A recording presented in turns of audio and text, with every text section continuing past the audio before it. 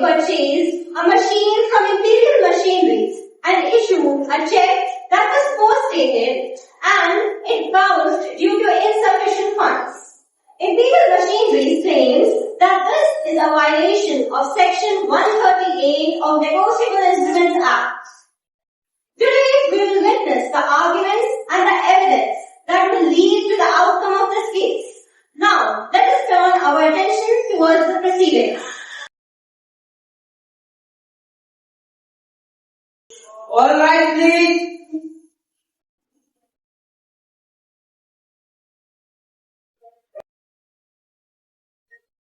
Please be seated, everyone.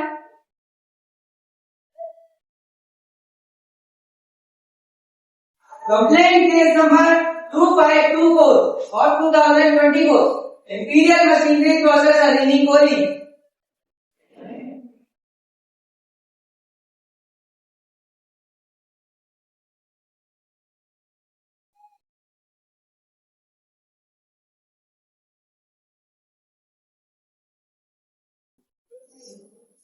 Your Honor, with your permission, may I start the proceedings? Yes, Counsel, please proceed. I, Hritika, I, Rishita, presenting a case on behalf of the complainant, Mr. Jayara. I, Tiwari. And I, Diya Mishra, presenting our case on behalf of the defendant, Mrs. Khare. Ma'am, this is the complaint which was filed by the complainant on 28 March 2024 under Section 138 of Negotiable Instrument Act.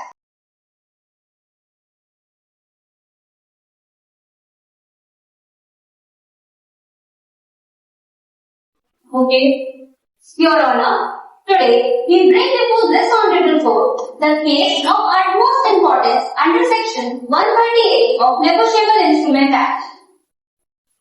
The accused, Mrs. Rani stands charged with dishonoring a check issued to the Imperial Machineries, a partnership firm amounting to ₹50,000. The complaint was filed on 20th March 2024. After you complying of the notice, Your Honor, please you may refer page number 4, which is for the payment under Section 138 of Negotiable Instrument Act. In order dated 6th May 2024, the accused granted bail by this honorable court.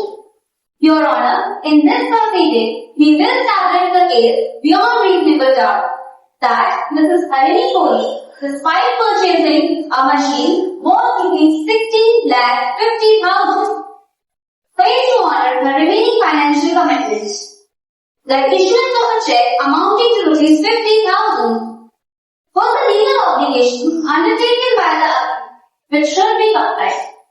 Your Honor, the prosecution will present compelling evidences and testimonies demonstrating how Mrs. Rani committed this offence. That's it. Thank you, Your Honor. Your Honor, my client is presumed innocent and is guilty. The defense text said that time, Mrs. Khare had all the intentions to honor her financial payments to her superior machines. The check being dishonored was a mere unforeseen circumstance beyond her control. We will demonstrate before the court that my client's actions were not willful and will not constitute a compliance under Section 138 of Negotiable Instruments Act. Alongside, during this trial, this court will hear no real evidence against my client. Thank you. Now the proceeding is set for the reading of charge.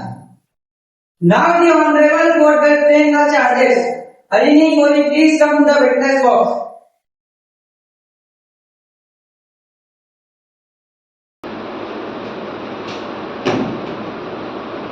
I, Preksha Patle, Judicial Magistrate First Class, hereby charge you, Mrs. Rani as follows. That due on 11/1/2024, issued check number 949201 on the account maintained by you in Canara Bank, Vijayanagar, Ahirwar Chowk, Jabalpur, in favor of the complainant of the amount of ₹50,000. For discharging the part of your liability of ₹16,50,000.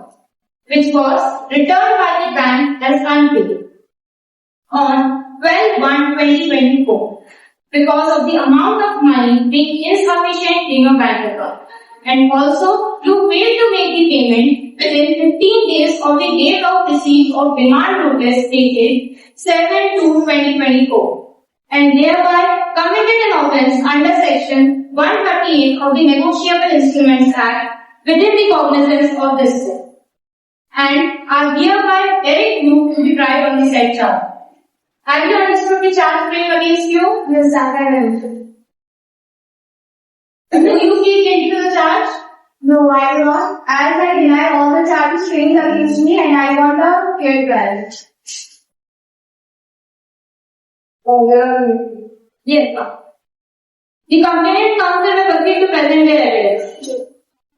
Your Honor, kindly permit me to call Mr. Jai Rao, Managing Partner, Imperial Machinery, to the witness box as the first witness in the case. Permission granted, counsel. Thank you. Jai Rao, please come to the witness box for examination in chief. Take the oath. I, Jai Rao, Do solemnly affirm that do solemnly affirm that whatever I shall say whatever I shall say shall be the truth shall be the truth and nothing but the truth. and nothing but the truth. Your Honor, kindly seeking your permission to examine my witness. Yes, counsel, please. And Mr. Jai Rao, could you please explain the circumstances surrounding the purchase of the machinery from the Harini Koli from Imperial Machineries? Sure, ma'am. Ma'am, on 5th of January 2024, Mrs. Kohli visited our company's office and purchased a Tata B210 machine, bearing a machine number 1234, which costed around 60,50,000 rupees, for which she paid an amount of 50,000 in cash as an advance, and for the rest of the amount, she issued 7 different checks. One check contains the amount of 30 lakh rupees and the rest of the 6 checks contains the amount of 50,000 rupees each. One of these checks containing a check number 949201 issued by Mrs. Kohli bears the amount of 50,000 rupees. When such check was presented by me on my company's account at Dena Bank, the same check was dishonored with a return memo stating insufficient funds. Alright. Your Honor, this is the copy of dishonored checks and the check written memorandum issued by the Dena Bank. Yes. Now, Mr. Jai Rao, what actions you have taken after the dishonoring of the check? Ma'am, thereafter, on 7th of February 2024, we issued a notice to Mrs. Kohli who was counseled by a speed post. But the notice was returned with an endorsement stating that Mrs. Kohli was refused to take it. And thereafter, she is not able to pay the rest of the amount. We filed a complaint before this order. Okay. Your Honor, this is a copy of tracking record received from the post office which clearly shows that various attempts were made for the delivery. Okay. No further questions, Your Honor. Your Honor is seeking your permission to exhaust questions, Mr. Jai. Permission granted, counsel. So, Mr. Jai Rao, you testified earlier that Mrs. Kohli purchased a machinery from Imperial Machineries. So, could you confirm the exact amount paid by Mrs. Kohli in cash? Ma'am, we issued the receipt list. Okay. So, isn't it true that the terms of payment were not clearly documented in a formal agreement between Imperial Machineries and Mrs. Kohli? Ma'am, there was no formal contract, but all the communications are open. Okay. So could you clarify whether any disputes or disagreements between Imperial Machinery and Mrs. Kohli regarding the terms of payment before the issuance of the check? Ma'am, in my knowledge, there was no dispute. Okay. So Mr. Jai Rao, can you explain me why Imperial machineries were not provided necessarily with any grace period and no alternate payment options after the check was resolved. Ma'am, we tried to contact her several times, but she didn't answer our call. Okay. So, Mr. Dero, is it possible that Imperial machineries mishandled or miscommunicated the terms of payment to Mrs. Kori, leading to confusion and misunderstanding? Ma'am, there was no confusion according to me because all the conditions are clear and verbal. Okay, that's all I have. Now I would request the Honorable Court to kindly permit my second witness in the case, the bank representative, Canada Bank, Mrs. Kiran Jain. Permission granted, counsel. Thank you, Your Honor. Kiran Jain, please come to the witness box for examination in chief. Take the oath. I, Kiran Jain, do solemnly affirm that do solemnly affirm that whatever I shall state whatever I shall say shall be the truth shall be the truth and nothing but the truth. and nothing but the truth. Your Honor, kindly seeking your permission to examine my witness. Yes, counsel, please. Thank you. Mrs. Chen, please state your name and occupation. Can you briefly describe what happened when you attempted to process this check? Sure. My name is Kiran Jain and I am employed as a bank officer at Canada Bank. I was responsible for processing a check issued by Mrs. Cole. Upon receiving a check drawn in our bank, we attempted to honor the payment. However, due to the insufficient funds in Mrs. Cole's account, the check was dishonored. And yes, as per the procedure, we issued notice to both the parties, that is Mrs. Cole and Imperial Machineries, regarding the dishonor of the check. Alright. Your Honor, kindly grant permission to call my last and third witness, Miss Sakshi Shrivastava, Postwomen, India Post, to prove the point of written of notice by Mrs. Rani Koi. This counsel later. Defense counsel, would you like to cross the witness number 2? No, I am fine. Oh. Yes, counsel, please proceed. Thank you.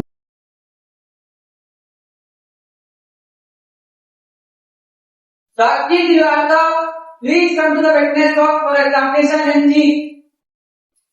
Take the oath. I, Srivastava, Do solemnly affirm that do solemnly affirm that whatever I shall say whatever I shall say shall be the truth shall be the truth and nothing but the truth. and nothing but the truth.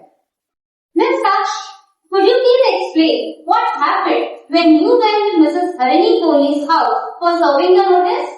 I am central government employee at the Department of Post, working on post office right down Agarwal. On 28th February 2024, I went to deliver the envelope to the receiver. She met me in her house. She took the envelope, read it, and refused to accept. I know Mrs. Kori previously because I delivered many letters to her.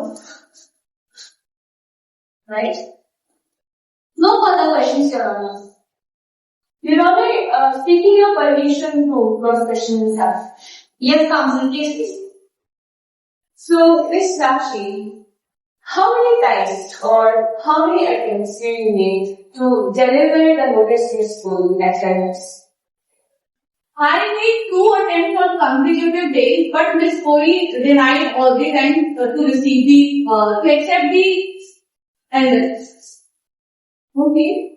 But did you try, after you received that notice being not received, did you try to provide any kind of advice or notification to Mrs. Kori that she can come and receive the notice from the post office? Yes, I left the notification advising Miss Kori to collect the notice from the nearest post office. Okay, that's all right. The defense counsel is directed to present their evidence on the next hearing, that will be on 11/6/2024. Till now, the court is adjourned.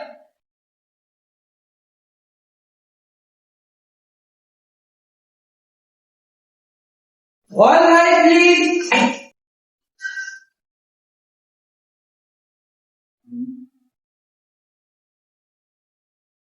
Please be seated. Complaint case number 2524 of 2024. Imperial Machineries versus Rani Koli.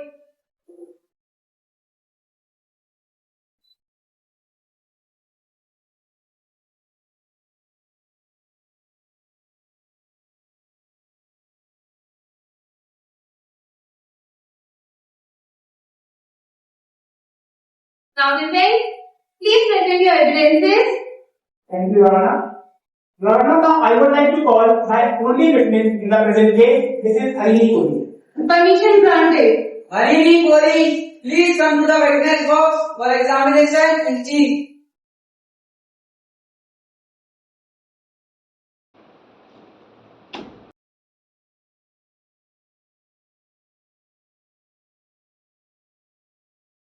Take view. I, Rani Koli, do solemnly affirm that do solemnly affirm that whatever I shall state whatever I shall state shall be the truth shall be the truth and nothing but the truth. and nothing but the truth. So, Mrs. Koli, could you please explain why you issued a check for the remaining amount, why your check get dishonored, and what were your expectations at that time? Please explain this one.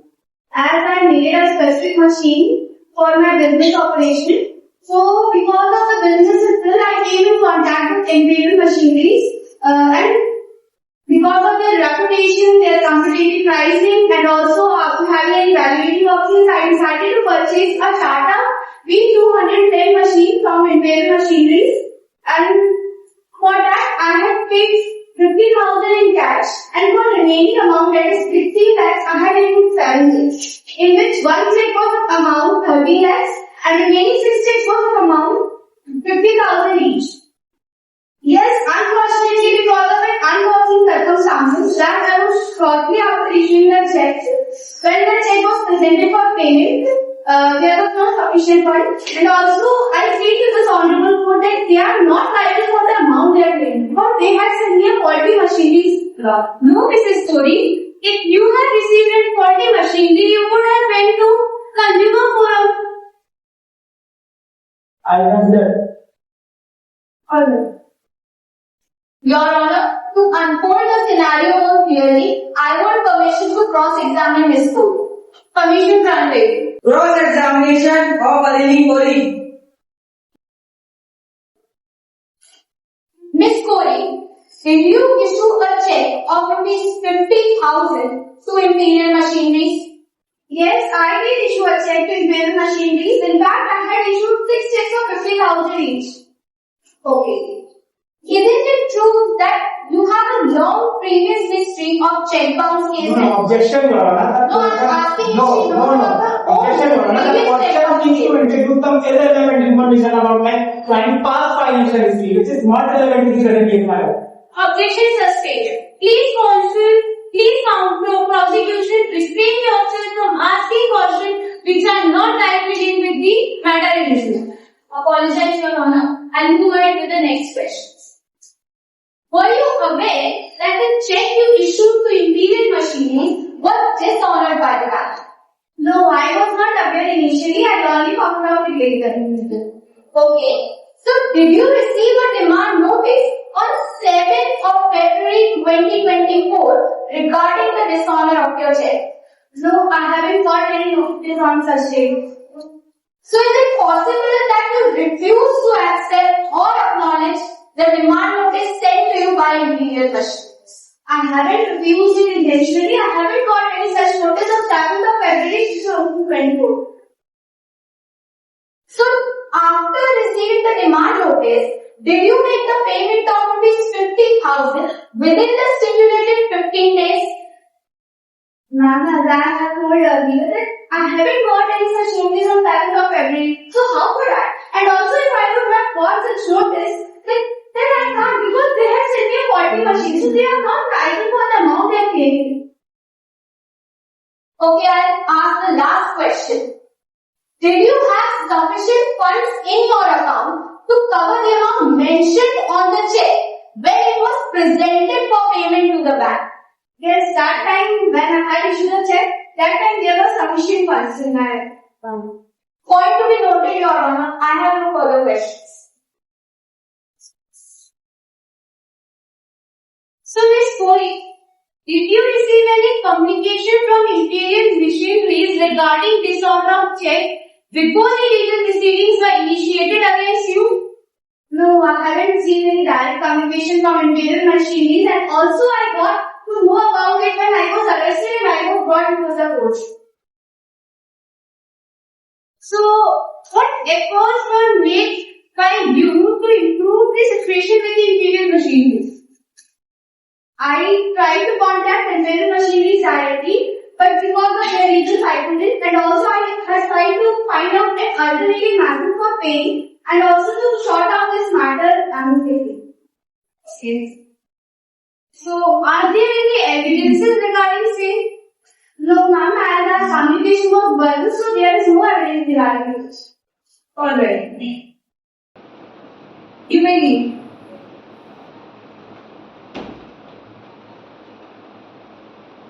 Now, prosecution, please conclude your arguments. Yes, Your Honor. Your Honor, the evidence presented in this case clearly demonstrates that Miss Kohli entered into a financial obligation with my client Imperial Machines. She purchased the machinery of ₹16,50,000 and issued a post-dated check of ₹50,000 as part of the agreed payment. This was the commitment that Miss Kohli failed to honor. Your Honor, it has been established by the testimony of the bank representative that the check issued by Miss Kohli was dishonored due to insufficient funds in her account. This act constitutes a breach of trust with my client and also a clear violation of Section 138 of the Negotiable Instruments Act 1881. Despite the dishonor of the check, there was no efforts made on behalf of Miss Kohli to either communicate with my client Imperial Machineries or to rectify the situations. Your Honor, the endorsement and track report of India Post and also the testimony of the Postwomen confirm that multiple attempts were made to deliver the demand notice to Miss Kohli. The reports also showcase that Miss Kohli deliberately refused to accept or acknowledge the demand notice that was sent by presented by the prosecution is misleading and unreliable. There is no evidence to suggest that Mrs. Kohli deliberately denied that notice. Okay. Your Honor, Miss Kohli's refusal to accept the demand notice should not be taken lightly, and it should be considered as an effort to delay the legal proceedings. Also, the accused is just entitled for the benefit of probation since she has already got it in the previous case. That judgment has been cited. You may refer it on page number 20.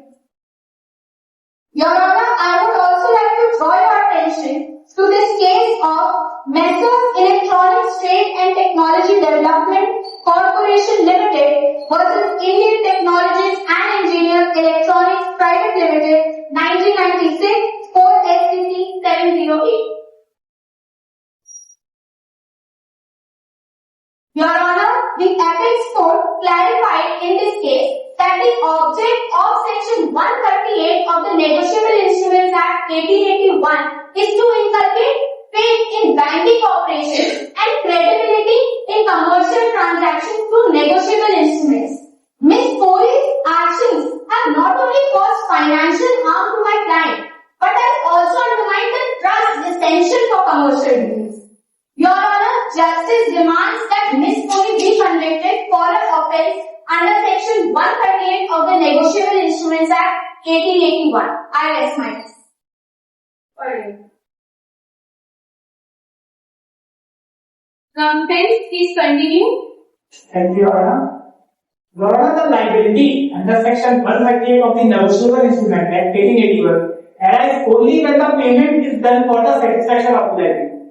And liability to pay arises only when the complainant account is part of contract properly. Since in this case, my lord, the machinery given by the complainant was not working properly, so that the liability to pay itself does not arise. Therefore, in the absence of liability to pay, no offence made out under Section 138 of the Negotiable Instrument Act. Secondly, my lord, it is the basic principle of law that necessity does not motivate. In our case, my lord, the funds were withdrawn from the account due to some necessity, Thus, the accused should not be held liable under section 138 of the Negotiable Instrument Act. Now, here, my lord, I would like to draw your attention to the case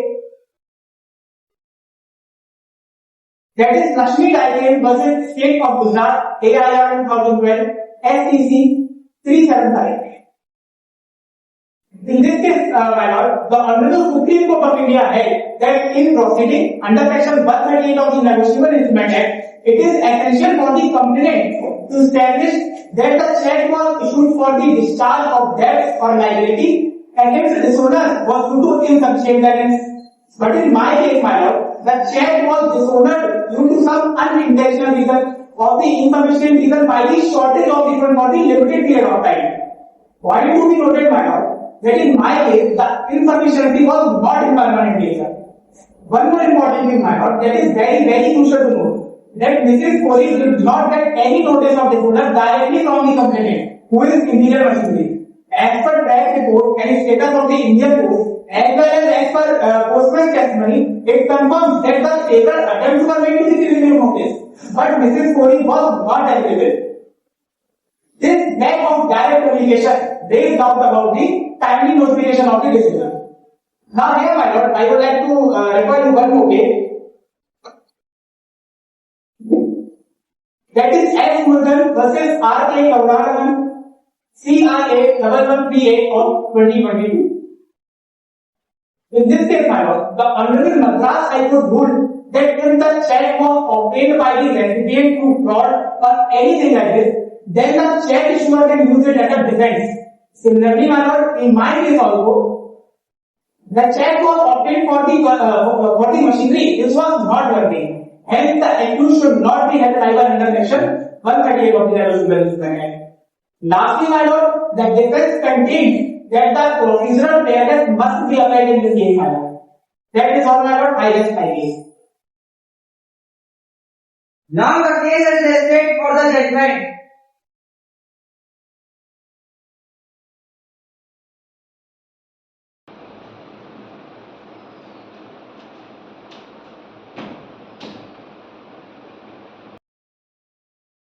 After hearing arguments of both the parties and considering all the evidences presented before the court, this court is of the view that established beyond reasonable doubt that Miss Kohli purchased a machinery worth 16,50,000 rupees from Imperial Machineries.